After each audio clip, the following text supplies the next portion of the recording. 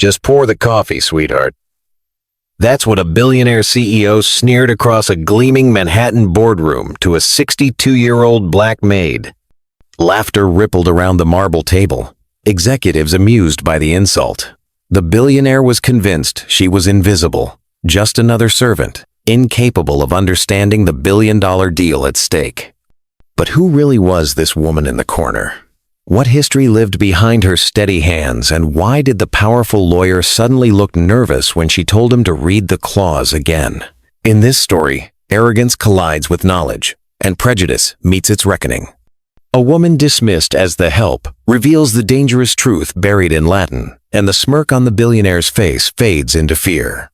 How many times have ordinary people been silenced, their intelligence ignored, only to hold the answers that the powerful desperately need? And how many more voices like hers are still waiting to be heard? Where are you listening from in the world? Drop it in the comments. I'd love to know. And make sure you hit subscribe, because we share stories like this every single week. Now, let's step inside that boardroom and watch what really happened. The glass tower caught the morning light like a blade. 40 stories above Manhattan, the boardroom stretched wide, its walls of glass throwing the skyline back at itself. Sunlight poured through the floor-to-ceiling windows, scattering across the marble table that ran the length of the room. The table gleamed white and gray, a glacier under chandeliers that hummed with a low electric buzz. The room smelled of polish and brewed coffee. Shoes clicked on stone. Chairs shifted against leather. Papers rustled. A bank's board of directors sat waiting, their ties perfectly knotted, their pens lined neatly in front of them. Every gesture was controlled, every throat-clearing deliberate. The air vibrated with money, the kind that never touched hands, only contracts. Then the door opened. Ethan Voss entered with a stride so sharp it seemed choreographed. The young CEO wore power the way others wore silk, naturally, without effort. His tailored navy suit broke into clean lines at every angle, and on his wrist a gold watch caught the light like a flare. He smirked before he even reached his seat, because that was his brand, smirking, knowing, always one step above everyone else in the room. The board members straightened as he passed. One or two murmured greetings, but Ethan didn't acknowledge them. He placed a hand on the back of his chair, leaned in slightly, and scanned the room as if it belonged to him. His pale eyes slid over the men in tailored suits, the women with pearls at their throats, and finally deliberately to the woman in the corner. Louise Carter stood by the service table with a silver tray balanced against her hip. 62 years old, her uniform pressed but worn at the cuffs, she moved with the economy of someone who had spent decades in rooms where she wasn't meant to be seen. Her hands poured tea with practiced steadiness, the steam curling up and carrying the faint scent of bergamot. Ethan caught her eye and let his smirk curve a little higher. "She doesn't even know what retroactive means," he said, loud enough for everyone to hear. He tilted his head back, the gold watch flashing. "Just pour the coffee, sweetheart." A few chuckles broke around the table, not full laughter, just the quick, sharp release of men protecting their own comfort. The sound cracked across the marble like a whip. Louise lowered the pot carefully, her gaze dropping to the table, but her jaw tightened. The board's chairman, Raymond Cole, cleared his throat. His voice was deep, gravel-edged by age. "Shall we proceed, Mr. Voss?" Ethan slid into his chair, adjusted his cufflinks, and gave a thin smile. "By all means." At the far end, a man with silver hair and glasses stood, a heavy binder in his hands. Donovan, the bank's senior legal counsel. His voice carried the dry crispness of parchment. "Gentlemen, Section 14, he said, flipping to the tabbed page. He adjusted his glasses, then began reading not in English, but in Latin. The syllables flowed like a chant, smooth and ancient, falling over the heads of the executives like rain on glass. Most of the men nodded, as if they understood. A few scribbled notes they wouldn't check later. The marble table reflected their calm faces back at them, doubling the illusion of control.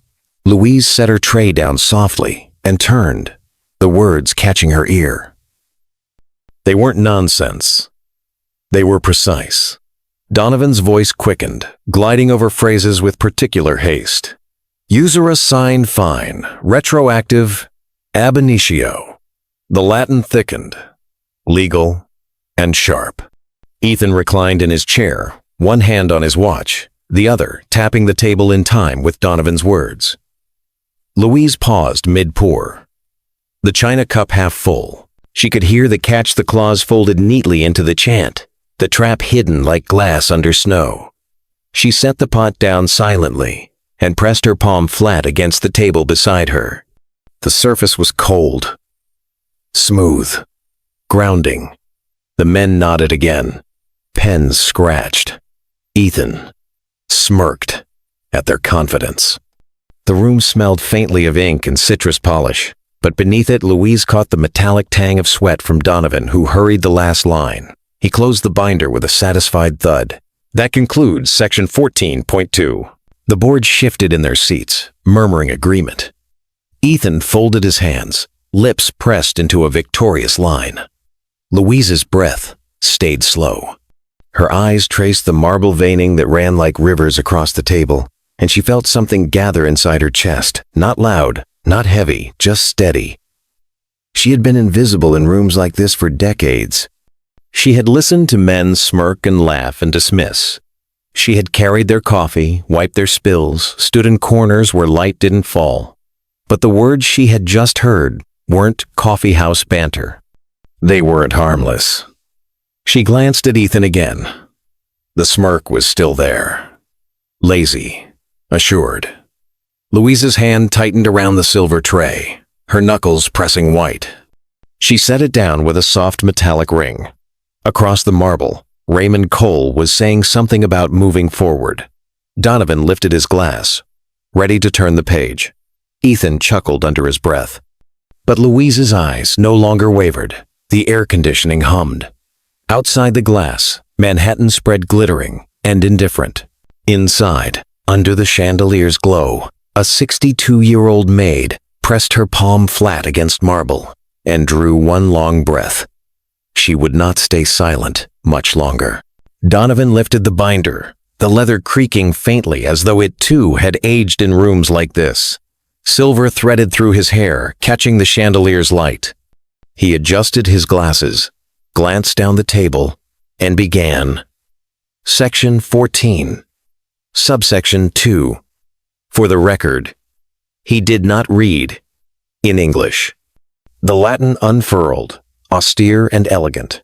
De usura stipulatio, in perpetuum valida, retroactive ab initio. It rang coolly, priestly, antique. The room already smelled of bergamot tea and citrus polish, but the words added dust and vellum. Heads bobbed, pens scratched. Ethan drummed a pleased rhythm with his fingers, savoring the exclusivity of words most in the room didn't understand. Louise steadied a porcelain cup beneath a silent spout, steam feathering her cheek. From her post, she could hear Donovan's clauses snapping together like fence posts. She couldn't see the page, but she knew the sound of Latin when sharpened into law. Et sine necessitate, premonitionis, Donovan pressed on, without necessity of warning. Mensuris recurrendis, with measures recurring. His tone never wavered, though sweat shone at his hairline. Louise noticed it the way a nurse registers fever. She catalogued the room. Faces, exits, the choreography of power. A professor had once told her Latin was scaffolding. If you learned to hear it, you could hear the whole building. She still believed him. Gentlemen, Donovan said briefly in English, the substance remains consistent with our prior drafts. Then he dove back under. Raymond Cole leaned forward. Proceed. Usura. Sign. Fine. Usuri without end. Louise's lids lowered, calibrating.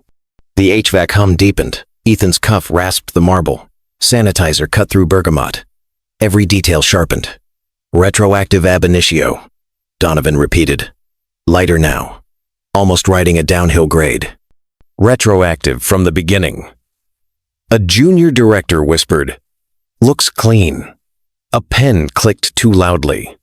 Ethan's mouth twitched in private triumph. Louise's palms tingled. She steadied the tray. The words moved through her like weather bending a field. She hadn't spoken Latin aloud since boxing up her textbooks, unwilling to sell the annotated margins. But she hadn't forgotten how it cut. Donovan tapped the margin with a manicured nail. This subsection is a protective mechanism against rate volatility. Then the Latin again. Quicker, where it mattered most. Crescit, sine termino. It grows without limit. Interest without limit. No warning. Retroactive from the beginning. In another life, she would have debated jurisprudence. In this one, she was invisible, voiceless. A water glass trembled when someone shifted. Donovan's voice dipped as he passed through the clause's teeth. Applicatur, sine, praemonitione. It applies without notice. Silence landed like snow soft. False. Convincing. Ethan exhaled. Satisfied. Thank you, Donovan. Let's wrap 14 and move to the equity waterfall. Yes, Donovan said, grateful. In summary, we're covered. Louise moved. Not dramatic. She poured tea, the scent of orange and tannin rising. Her body performed service, while her mind traced the clauses no one else acknowledged. She could have told herself it wasn't her business, could have cleared cups, disappeared into the service corridor, let her rent and her silence remain intact. But Donovan turned a page, ready to proceed. She set the teapot back on the tray. For a moment, her reflection curved in the silver, bent and unfamiliar. The tray mirrored the chandelier as a white explosion, a galaxy in metal. She thought of a cheaper kitchen table where she once helped her daughter translate mottos, laughing at ablative absolutes. That girl had dotted her eyes with hearts. The bank had locked that door. Retroactive, she thought. From the beginning. Raymond's fingers hovered over his tea, trembling, his jaw set. Mr. Voss, he said without looking up, we'll want counsel to summarize in plain language for the minutes. Unnecessary, Ethan replied. We all speak contract. Not like that, Louise thought. Her chest tightened around an old bruise. The cool air licked the sweat on her hairline. She drew one long, silent breath. Donovan's gaze drifted toward her, though not at her men like him looked at ceilings when thinking. Her voice had learned to be small in rooms like this, to enter like a guest through a side door. But it still remembered the taste of exact truth. She placed the tray on the marble, palm flat beside it, the stone's chill steadying her bones. Read section 14.2 again, she said. Not loud. They didn't need to be. Her words drew a razor line across the white table. The air shifted. Donovan's mouth opened, closed. Ethan's hand stilled on his watch. Beyond the glass, the city glittered indifferently. Louise lifted her eyes and did not blink. Read section 14.2 again. The sound didn't belong in the room. It was too ordinary, too calm, too unadorned. Yet it slid under the marble table like a blade under skin. For a beat, no one moved. Pens hovered midair. A throat cleared but stopped halfway. The chandeliers hummed, a low electric buzz filling the pause. Dozen heads turned in perfect choreography, necks swiveling toward the far end of the room where Louise stood. A silver tray rested at her side, her palms still flat against the marble table. Her eyes, dark and steady, held not a flicker of apology. Donovan blinked behind his glasses. Excuse me? His voice caught. The Latin chant he'd just completed seemed to drain from his face, leaving him paler than his collar. Louise straightened. The light from the windows flared off her uniform buttons, making them glint like coins. Section 14.2, she said again. No tremor, no hesitation. Read it again. A hiss of fabric broke the silence as someone shifted uncomfortably in a leather chair. Another coughed, a weak cover for the shock thrumming through the room. Ethan Voss leaned back in his chair, his smirk wobbling before he caught it and pinned it back into place. "What did you just say?" he asked, voice low. The kind of tone a man uses when he expects to crush someone for speaking out of turn. Louise didn't look at him. Her eyes stayed on Donovan. The lawyer cleared his throat. Miss Carter, is it?" He adjusted his glasses, buying seconds. "I assure you the clause is properly summarized." "No," Louise said simply. "You skipped words, important ones." The room rippled. A board member at the center muttered, "What the hell is this?" Another whispered, "Who is she?" Raymond Cole, the chairman, tapped his gnarled finger against the table once, a sound like a judge's gavel muffled by velvet. "Counsel," he said, voice carved from stone. "Humor her. Read the section again." Donovan froze. His Adam's apple bobbed once, twice. He flicked open the binder, but the pages resisted his fingers, sticking in the heat of his hand. His lips parted, but no Latin came out. "Go on," Raymond pressed. Donovan's tongue darted at his lip. "Section 14.2. His voice wavered, then collapsed into English. It ensures interest rates remain, flexible in the event of Latin," Louise interrupted, her voice calm as the air before a storm. The lawyer's jaw tightened. His glasses slid an inch down his nose. He tried again, fumbling over the syllables this time. The elegance gone. The chant fractured. The words he rushed were the very ones Louise had caught before. Usura sine fine. Retroactive ab initio. Applicatur. Sine praemonition. Louise stepped forward. The sound of her low heels against marble cracked through the silence. One step, another, until she stood close enough for her shadow to spill across the table, touching the scattered pens and crystal glasses.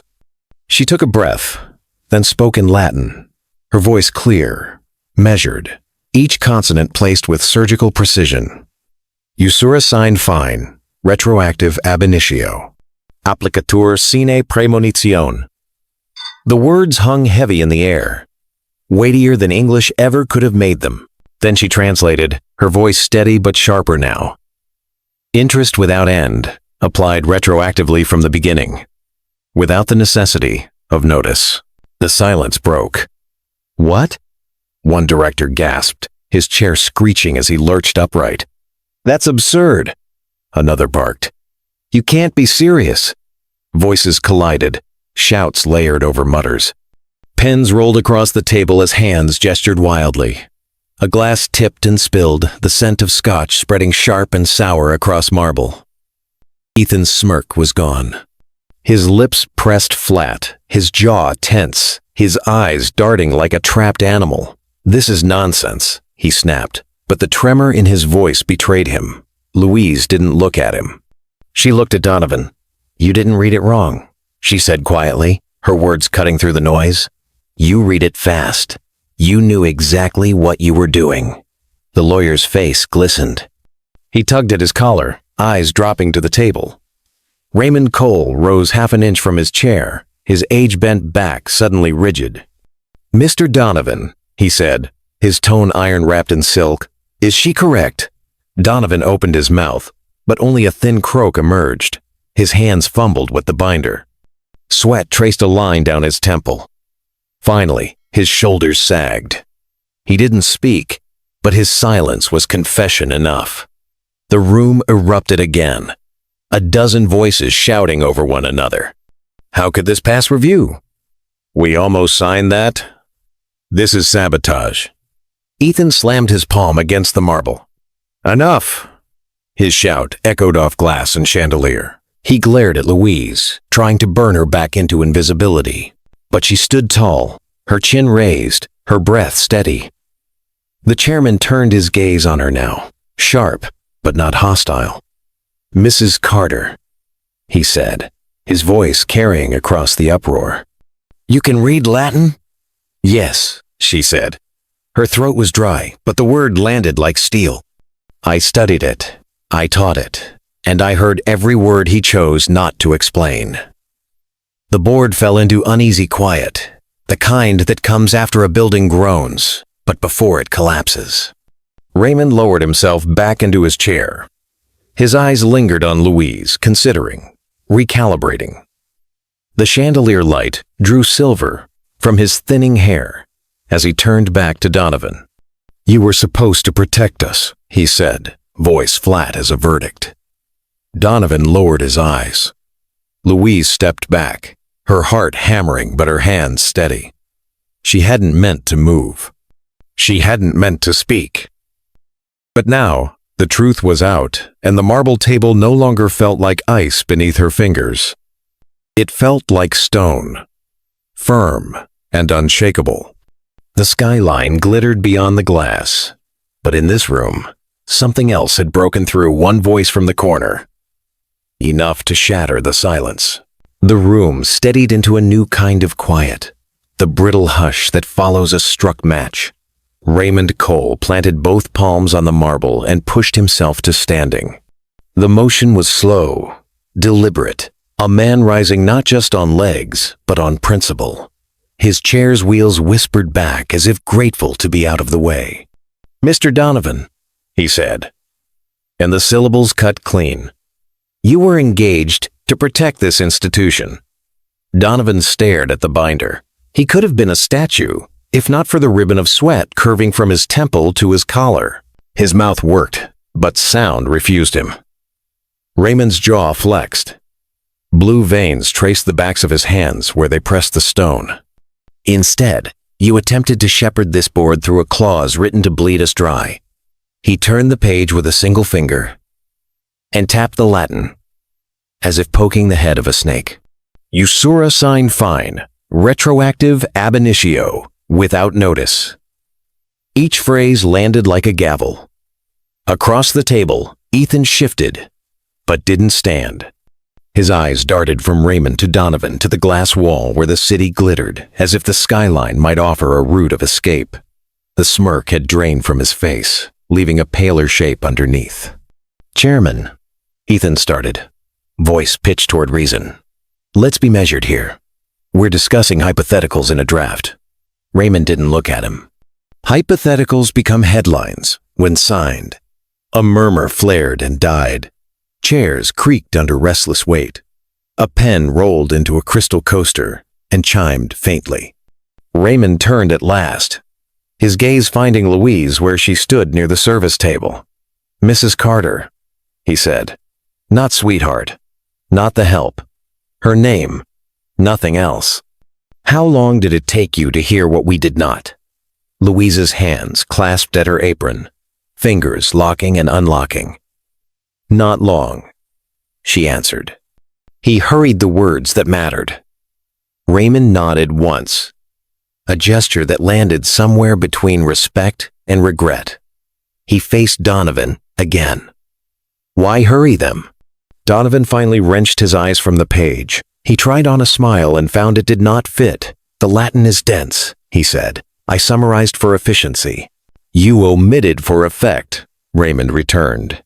No rise in his voice, no theatrics, just the surface of a lake and a stone dropping straight through. A director down the line spoke up, voice tight. "Were you acting on outside instruction?" Donovan's breath hitched. "No." "Then on whose behalf?" Raymond asked. Silence. The chandelier hum deepened until it was almost a tone the body, not the ear, registered. Ethan rubbed his thumb along the ridge of his watchband. The motion was precise, compulsive. "My brief," Donovan said at last, "is to close risk." "You opened a vein," Raymond said. He sat, finally, and the room exhaled. He lifted his cup of tea, now gone cool, and set it back without tasting. "This board will convene executive session in 10 minutes. Until then, counsel will answer questions." The questions came like hail. Who drafted that subsection? Who approved the Latin insert? Why the foreign language at all? Donovan tried to catch them, to field, redirect, explain. His sentences stumbled over one another, and left gaps large enough for doubt to walk through. Through it all, Louise stood still. Her heart was loud in her ears, but her stance was steady. She wasn't part of the questioning. She had already said the thing she came to say, whether she meant to or not. Ethan's gaze found her. It carried calculation, irritation, and something like disbelief flickering underneath. He leaned back, folding one ankle over a knee, resuming a posture of ease that didn't reach his shoulders. "Remarkable," he said softly into the air, as if only the chandelier should hear him. A discourse on interest from the coffee cart. Louise looked at him then, not defiant, simply direct. "I couldn't save my own home," she said, voice low but clear, the words finding every corner of glass. "But I saved yours today." It wasn't a speech. It was a fact, delivered without heat. Yet the sentence rearranged the room. A junior director coughed and lowered his eyes. Someone else breathed in and held it, as if afraid exhale might count as applause. Color climbed Ethan's neck. He opened his mouth, closed it, and reached for his water instead, fingers tapping the rim before he drank. Raymond's eyes softened a fraction, barely enough to see. "Mrs. Carter," he said again, "you may step back for now. You've given us what we needed." She nodded and moved from the table, the tray light against her palm. As she passed behind Donovan, his hand rose a few inches as if to catch a falling object, then dropped uselessly. The binder lay open beside him, its Latin exposed under the chandelier's flood of light like bones x-rayed through skin. "Security," Raymond said. Not unkindly, not cruelly either. Two guards in discreet suits appeared at the doorway as if the wall had exhaled them. "Mr. Donovan will wait in counsel's conference room until we finish." Donovan pushed his chair back. It squeaked too loudly. He gathered nothing, left the binder, and walked out between the guards with the stiff, careful gait of a man trying not to limp. When the doors settled, the glass caught his reflection for a breath and swallowed it. Raymond drew a breath. "We'll recess for 10. Executive session thereafter." He paused, then added, "Softer. Thank you, Mrs. Carter." Louise inclined her head. She returned to the sideboard, set the tray down, and curled her fingers against its cool rim. The room dissolved into clusters. Whispers near the windows. Quiet calls fired off into cupped hands. A single laugh cut short. Manhattan sunlight shifted, a pale stripe moving along the marble like time made visible. Her knees trembled once, a small aftershock. She steadied them with her breath. The stone felt solid underfoot, the kind of solidity that had been missing the day she boxed her books and signed a foreclosure she didn't understand fast enough to fight. Today, the words had been hers. Across the room, Ethan stared at the skyline, as if it might change shape and tell him what to do. The mask he wore had not fallen. It had cracked, and through the crack, something unguarded showed in the set of his jaw. The chandelier hummed. The board waited. And the marble table, which had witnessed 1,000 deals and 100 pretty lies, held the print of Louise's hand like a memory it had no intention of giving back. The boardroom didn't breathe at first. It held itself taut, a violin string stretched to the point of breaking. Donovan was gone. The chairman had spoken. The silence should have been a curtain falling, final and absolute. But silence doesn't last in a room full of men who hate stillness. The scrape of a chair leg startled everyone, sharp against marble. At the far end of the table, a young director named Howard, barely 40, eager to prove he wasn't just another vote in a suit, lifted his hands and began to clap. Once, twice. The sound rang thin at first, fragile in the cavern of glass and light. The second pair of hands joined, then another, and then the sound multiplied, claps tumbling over each other until it wasn't fragile anymore but fierce. The marble bounced it back. The glass walls turned it into thunder. For the first time in the tower's history, applause shook the boardroom. Louise froze at the sideboard. The tray in her hands vibrated from the noise. Her shoulders, stiff for hours, loosened by the inch. She looked up, not at the applause, but at the faces. They weren't looking at each other anymore. They were looking at her. Raymond Cole didn't clap, but his eyes stayed on her. Solemn, steady. He let the noise roll without stopping it. A kind of judgment in itself. Ethan Voss sat motionless in his chair, jaw locked, eyes tight. The applause that filled the room was not his victory song, but his humiliation. His smirk, usually carved into place, had been rubbed away. He tried to steady it, tried to reclaim the mask, but every burst of sound chipped another piece off. A director muttered, half laughing, "She saved us." Another echoed, "Would have signed away the bank." Louise set the tray down. Her fingers brushed the metal, cool and steady now. She did not bow, did not smile. She simply stood, spine straightened by 62 years of invisibility and 1 moment of being heard. The light caught her from the window, laying a bright rectangle across her shoulders, pinning her to the scene like an icon in glass. The smell of spilt scotch still lingered, sharp in the air, mixing with the citrus polish and the faint bergamot from a forgotten cup. The applause drowned it all. Raymond finally lifted a hand, and the noise slowed, faltered, stopped. The silence after applause is always heavier, always stranger. In its wake, Louise heard her own breath. Slow, but certain. "Mrs. Carter," Raymond said.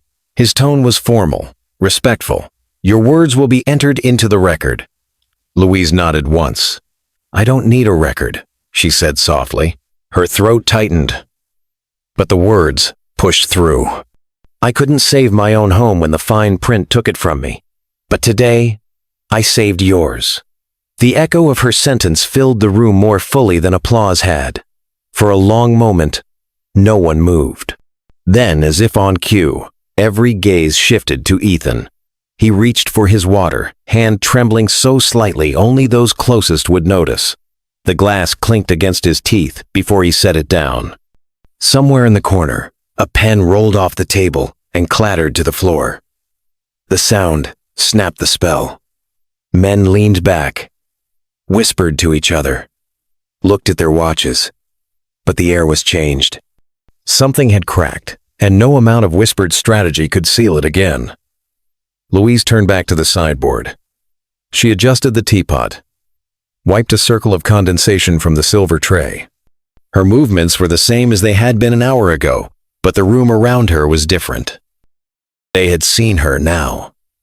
Behind her, Manhattan glittered through glass like a million eyes.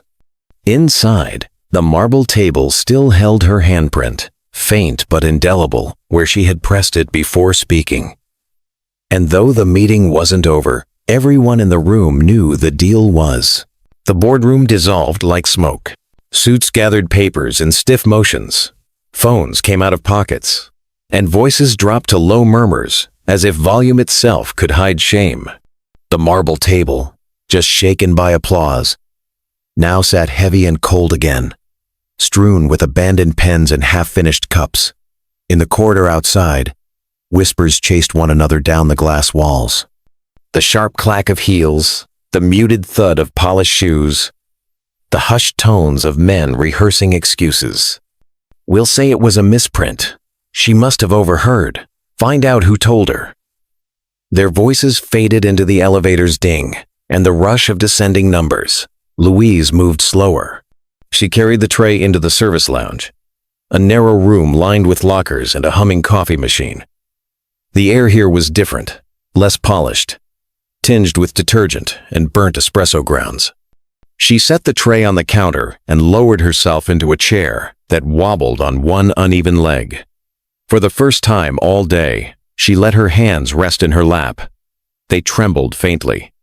The taste of bergamot lingered on her tongue from a sip she'd stolen earlier, bitter now. She stared at the tiled floor, its grout darkened from years of neglect, and let the adrenaline drain from her chest in slow, measured breaths. The door opened. A cane tapped against tile, firm and deliberate. Raymond Cole stepped inside, the chairman who had stared down empires without blinking. The scent of his cologne, wood, and leather, expensive but understated, entered before him. He looked out of place here, among mop buckets and vending machines. But his presence filled the room, all the same. Louise rose halfway, but he gestured with a flick of his hand. "Sit." She obeyed. He lowered himself into the chair opposite, laying the cane across his knees. For a moment he didn't speak. The hum of the coffee machine filled the silence, steady as a heartbeat. "You've changed this room forever," he said at last. His voice had lost its boardroom boom. Softer now, grittier, as though speaking from the man instead of the chairman.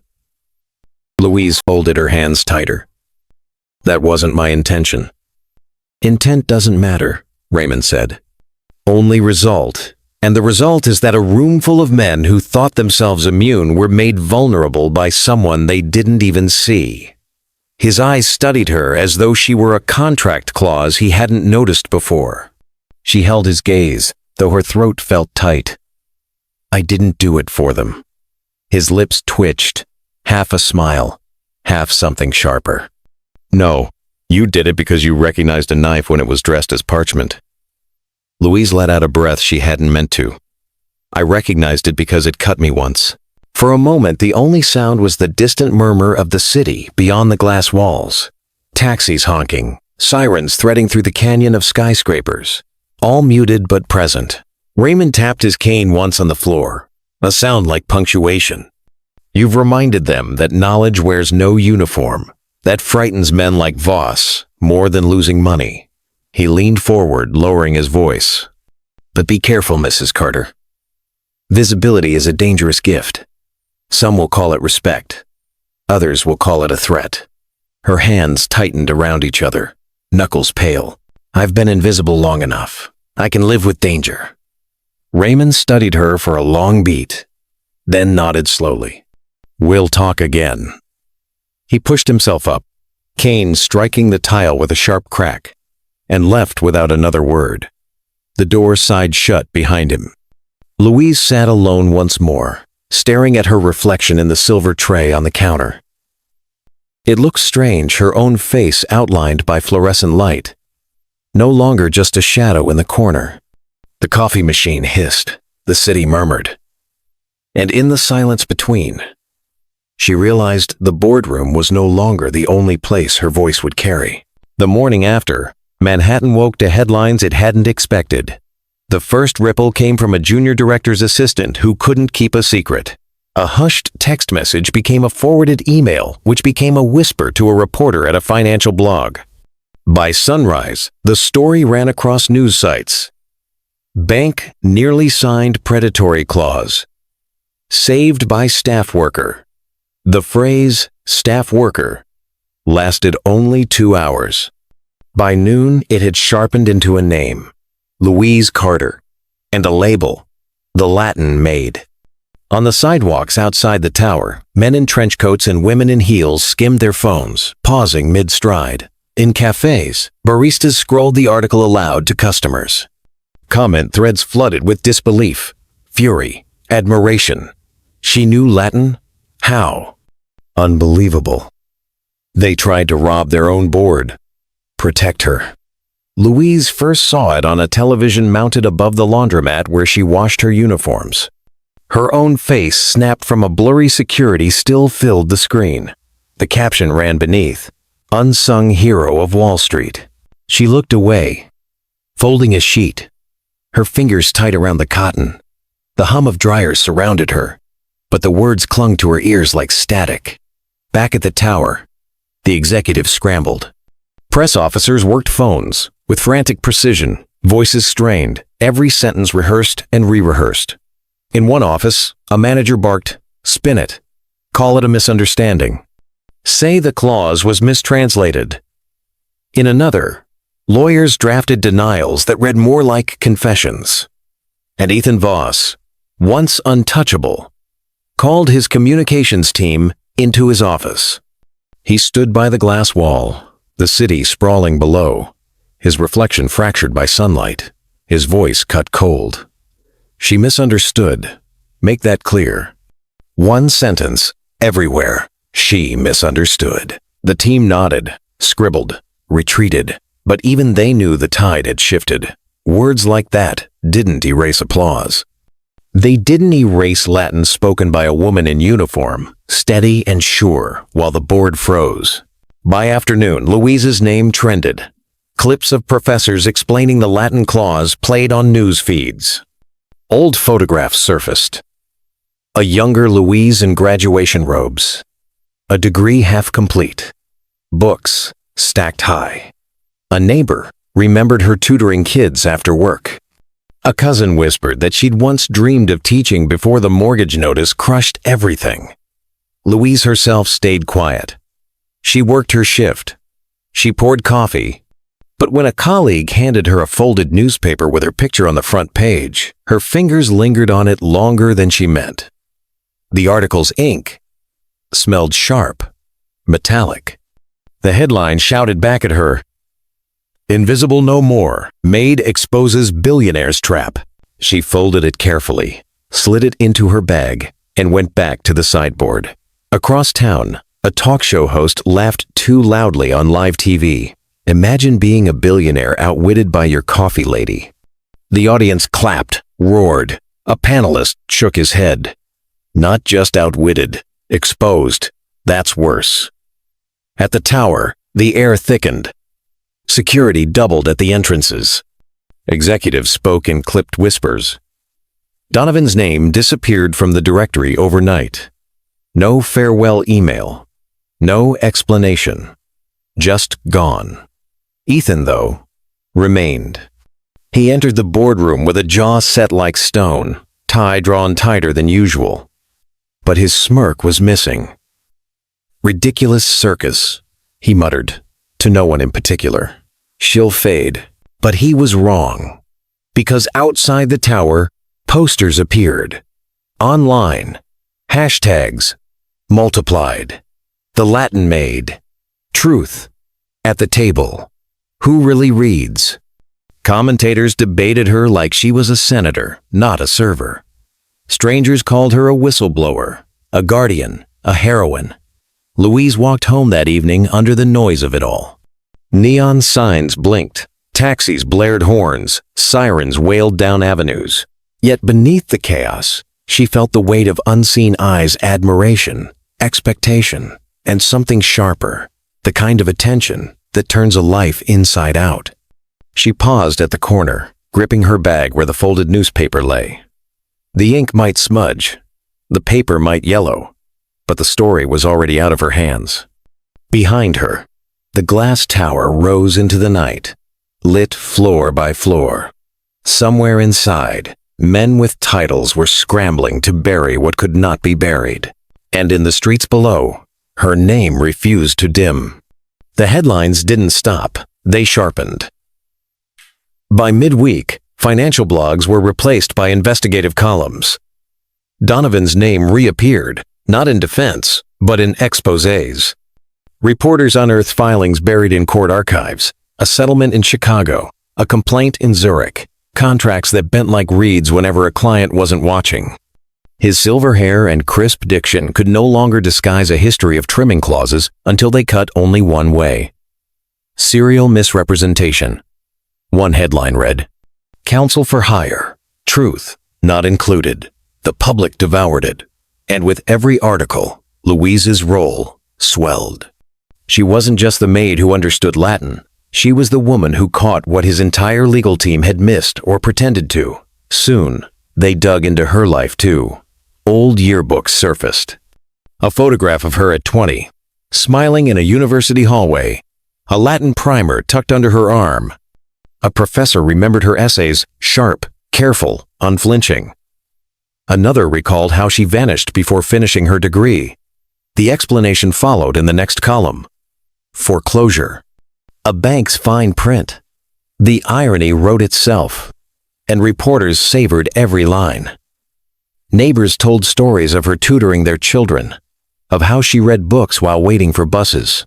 She always had something in her hand, one said. Never gossip magazines, always Latin, or history, or law. A cousin shared a letter she'd written years ago. Lines faded but legible. I know words matter. I know they can save lives, or ruin them. I just need a chance to prove it. Social media christened her again. This time not the Latin Maid, but Guardian of Truth. Hashtags multiplied. Guardian Louise. Read the fine print. Truth has no uniform. Louise herself kept silent. She moved through her days as if wrapped in glass, each motion visible but distant. At the tower, whispers followed her. Some were reverent. Some were suspicious.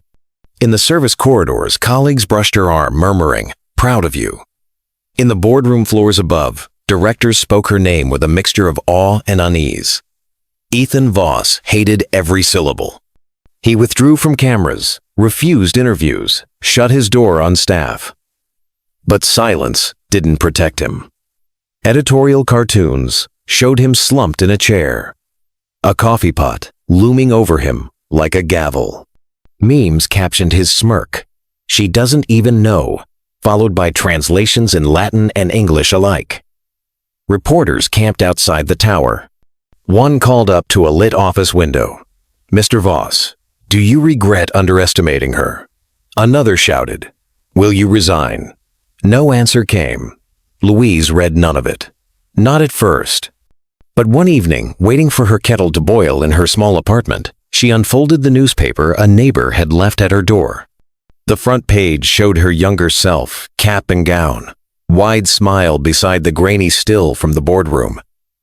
Then the headline, "From foreclosure to fortune's watchdog." Her throat tightened. She set the paper down on the counter, steam from the kettle fogging its edge. The smell of peppermint rose sharp in the air, grounding her. She whispered to herself, not sure if it was a promise or a prayer. It won't be wasted this time. Across the city, Ethan stared at a different screen. Stock tickers trembling, his company's name dragged into doubt, investors demanding answers. He closed his laptop with a snap and sat in the dark, lit only by Manhattan's skyline. Louise's past had become public record. Donovan's history lay exposed. Ethan's silence grew heavier by the day. The city watched, the world waited, and Louise, once invisible in corners, now found herself standing where shadows could no longer reach. The invitation arrived, not by letter, but by summons. A security guard appeared in the service lounge where Louise was polishing silver. His uniform was crisp, his tone rehearsed. "Mrs. Carter," he said, eyes fixed somewhere above her shoulder. "The board requests your presence." Her hand stilled on the cloth. For a moment, she thought she'd misheard. The hum of the vending machine, the faint rattle of pipes in the wall, it all sounded louder in the silence that followed. "They want me?" she asked. "Yes, ma'am." He didn't elaborate. He simply gestured to the corridor. The walk felt longer than it was.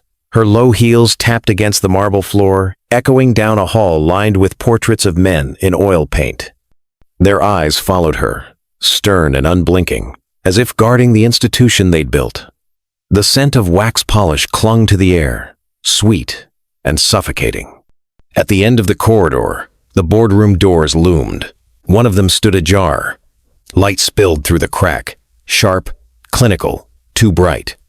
Inside, the marble table stretched under the chandelier's glare. But something was different. Near the chairman's seat, a chair sat empty, turned slightly outward, as though waiting. A glass of water had already been placed there. A notepad and pen lay neatly on the surface. Louise hesitated at the threshold. Her reflection quivered in the glass walls. An older woman in a uniform, hair pinned back, tray marks still faint on her palms. It felt absurd to imagine that chair was meant for her. Raymond Cole's voice reached her from across the table. "Come in, Mrs. Carter." She stepped forward. Every eye followed her. Some curious, some cautious. one or two resentful. The scent of expensive cologne and polished leather mixed with the tang of fresh paper. "You've been summoned," Raymond said. His cane rested across his knees, his expression unreadable. "We cannot proceed without you." Louise's throat tightened. I pour the tea. I don't sit at this table." Raymond's lips curved, not into a smile, but into something sterner. "Today, you do." The words landed with the weight of a gavel. She moved toward the chair. Her steps slowed as she neared it, her pulse loud in her ears. She placed one hand on the leather backrest. It was cool, smooth, too fine for her calloused fingers. She almost pulled away. Then she saw Ethan Voss at the far end of the table. His jaw was tight, his eyes narrowed, his hand flexing against his watchband. Fury sat in his posture, but beneath it something else, fear. Louise drew a breath and lowered herself into the chair. The leather creaked softly, acknowledging her. Her fingers brushed the notepad, the pen. They felt heavier than the tray she had carried for decades. The board shifted uneasily. The chandelier hummed above. Manhattan glimmered beyond the glass, thousands of windows lit like watchful eyes. Louise sat straighter. Whatever came next, she was no longer in the corner. The empty chair was empty no longer. The boardroom door shut with a low thud, sealing the chamber. The air inside was taut, electric, heavy with the knowledge that masks could no longer hide fractures. At the head of the table, Ethan Voss leaned forward, his elbows planted on the marble as though pressing his authority into the stone. His tie was drawn tight, but sweat gleamed at his temple. "This is madness," he said, his voice sharp enough to scratch glass. "We're treating gossip like gospel. She's a maid, not a jurist." The words landed brittle. No one rushed to agree. Louise sat 2 chairs from the chairman, her hands folded neatly on the notepad in front of her. She felt every eye, some willing her to falter, others waiting for her to rise again. She didn't glance at Ethan. Instead, she said, quietly, "Read section 15.3. The room shifted. Papers rustled. Donovan's replacement, an interim counsel drafted in haste, flipped the binder open. His voice faltered as he skimmed, eyes widening. Louise leaned forward. Her own voice, steady, cut through. Clavis, encryptionis, traditur, ad partem secundum. Sign notitia. Ad secundum, renovatum. Gasps followed. She translated. The encryption keys transferred to the second party without notification upon the second renewal of partnership. The words detonated in the room. A director cursed under his breath. Another clutched his pen so tightly it snapped. Ethan shot to his feet, palms slamming the marble. Twisting. She's twisting the text. His voice cracked, then dropped, harsher. "None of you even understand it." "You're letting her control the room with dead words." Louise turned her eyes to him, calm as stone. "Dead words don't deceive, Mr. Voss. Living men do." Raymond Cole, cane resting across his knees, lifted his gaze. "We vote." His voice was low, resolute. Ethan Voss, confidence of this board. The motion passed like a sentence. Hands rose, one after another, some trembling, some firm. A few hesitated, then followed, as if dragged by inevitability. Only Ethan's hand stayed clenched at his side. Raymond marked the count. "Confidence withdrawn," he declared. Ethan's breath rattled. His shoulders stiffened as though bracing for impact. Then he let out a bitter laugh, short and hollow.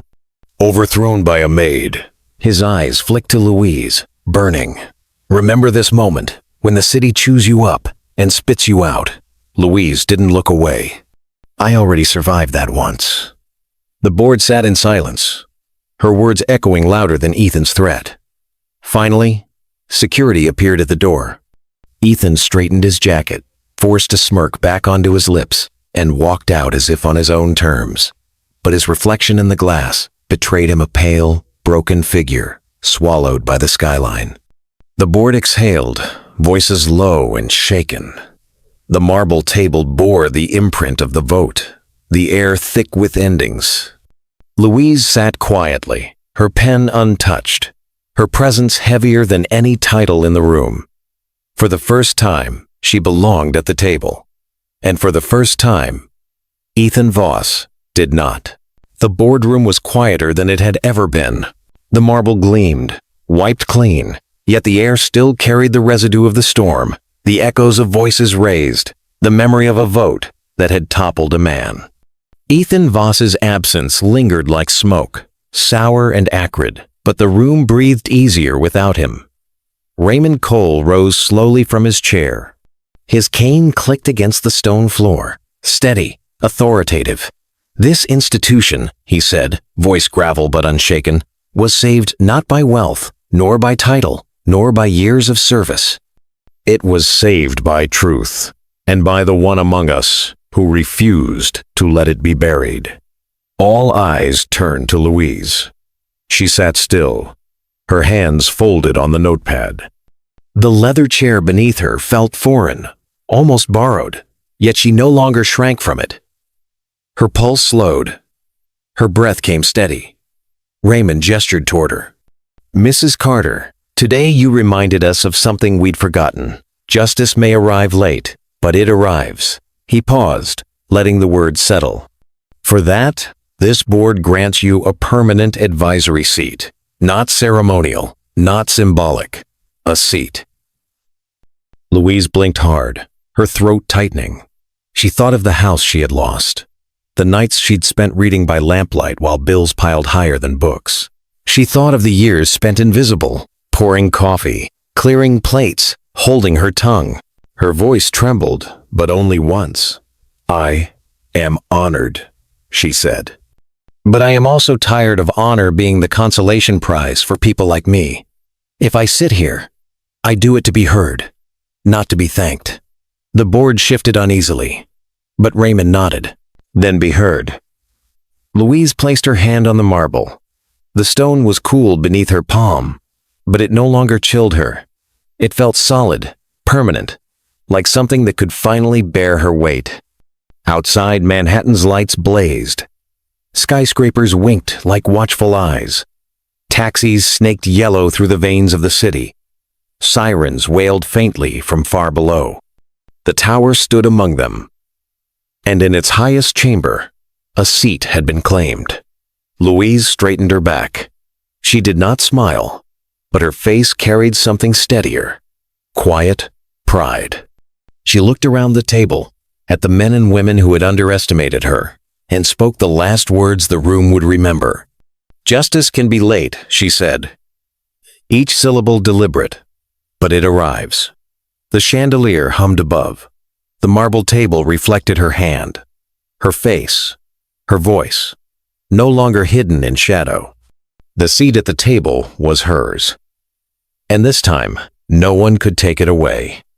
If you believe more people need to hear voices like Louise's, subscribe now. We share these powerful stories every week, and you won't want to miss the next one.